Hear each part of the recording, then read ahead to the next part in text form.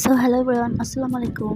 Today's video gonna be like what I ate a day. তো কিছুদিন ধরে আমার ইটিং রুটিন একদম মেসড আপ। সো আজ একটু হেলদি খাওয়ার ট্রাই করলাম। তো প্রথমেই আজকে ব্রেকফাস্ট করলাম, যা দোকান থেকে পরোটা এনে আর ভাজি দিয়ে খেলাম।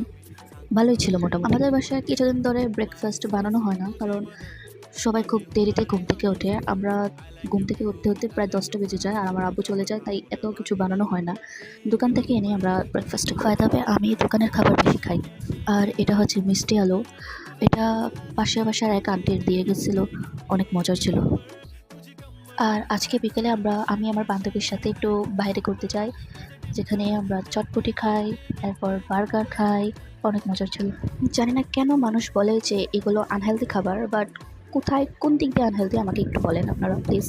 সো ঘুরে ফিরে আমরা সন্ধ্যার আগে বাসায় চলে আসি, এবং এটা ছিল পড়তে বসার আগে। একটু কফি বানিয়ে পড়তে বসছিলাম, পড়ার ফাঁকে ফাঁকে একটু কফির সিপ নিচ্ছিলাম আর পড়ছিলাম। কফি খেলে একটু ফ্রেশ ফিল হয়, মানে ঘুম ভাবটা আর আসে না। আর পড়তে বসলে জানি না কেন, এটা আমার সাথে হয় নাকি সবার সাথে হয়, আমার অনেক খিদা লাগে, আমি অনেক কিছু খাই পড়ার সময়, বাট পড়ালেখা আর হয় না। তো আজকে রাতে আমি ডিনার করি আগের দিনের বিরিয়ানি। এটা আমার আন্টি বানিয়েছিল, অনেক মজা ছিল।